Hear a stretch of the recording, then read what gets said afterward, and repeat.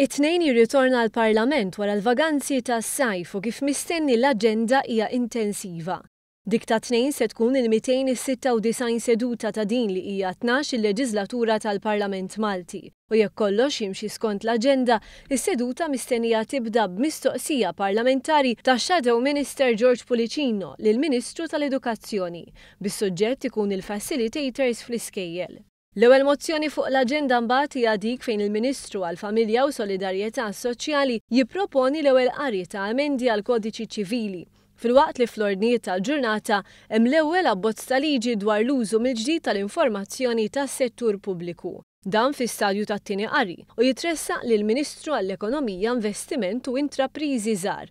Aħbar tajba hija dik li l-wib tal-Grupp Parlamentari Laburista, Godfrey Farrugia, se jkun fuq il-bankijiet tal-Gvern wara li intervent mediku li sarlu kontra l-marda tal-kanċer kien suċċess.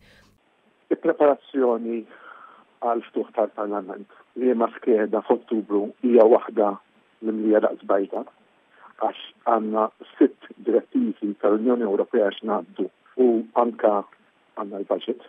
Allura fil-Parlament se jkun hemm sezzjonijiet fejn anke jieħdu filgħodu u anke wara l-ofsinhar apparti fl-għaxija.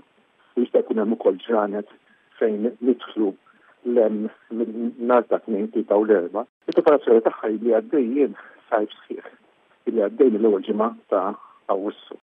Jibdew jiltaqgħu wkoll il-kumitati, tant li fl-ewwel ġimgħa jispikka l-Kumitat tal-Kontijiet Pubbliċi fejn se jkompli jkun analizzat ir-rapport tal-Awditur Ġenerali dwar ix-xiri taż-żejt fi żmien Amministrazzjoni Nazzjonalista.